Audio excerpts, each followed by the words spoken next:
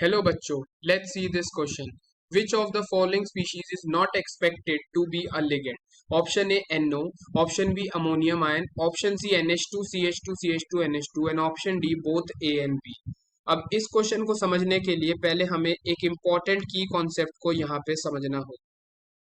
Ligand can be ligand कोई भी neutral, negative या पॉजिटिवली चार्ज स्पीशीज हो सकती है जो कि क्या कर सके, लोन पेयर ऑफ इलेक्ट्रॉन्स को डोनेट कर सके टू दी मेटल एटम. ठीक है, कोई भी पॉजिटिव, नेगेटिव और न्यूट्रल स्पीशीज जो कि मेटल एटम को अपने lone pair of electron donate कर सकती है उसको हम क्या बोलते हैं, लिगेंड की कैटेगरी में डालते हैं.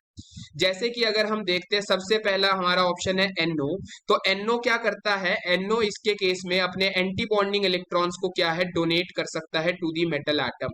यहाँ पे NO क्या कर सकता है, अपने लोन पेयर ऑफ इलेक्ट्रॉन को मेटल को डोनेट कर सकता है, तो it can act as a ligand. Similarly हमारे को नेक्स्ट ऑप्शन दिया हुआ है NH2 CH2 CH2 NH2. तो इसके केस में दोनों नाइट्रोजन क्या करते हैं, अपने lone pair of electron metal atom को डोनेट करके एक बाइडेंटेट लिगेंड की तरह बिहेव करते हैं. दो डोनर एटम है, दो लोन पेयर एक साथ वो डोनेट करते हैं.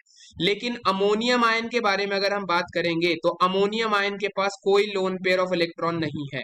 नाइट्रोजन के यहाँ पे पास कोई लोन पेयर ऑफ इलेक्ट्रॉन नहीं है, तो ये यहाँ पे क्या है, लिगेंड के तौर पे एक्ट नहीं कर सकता.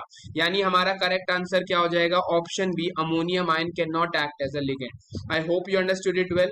All the best. Thank you.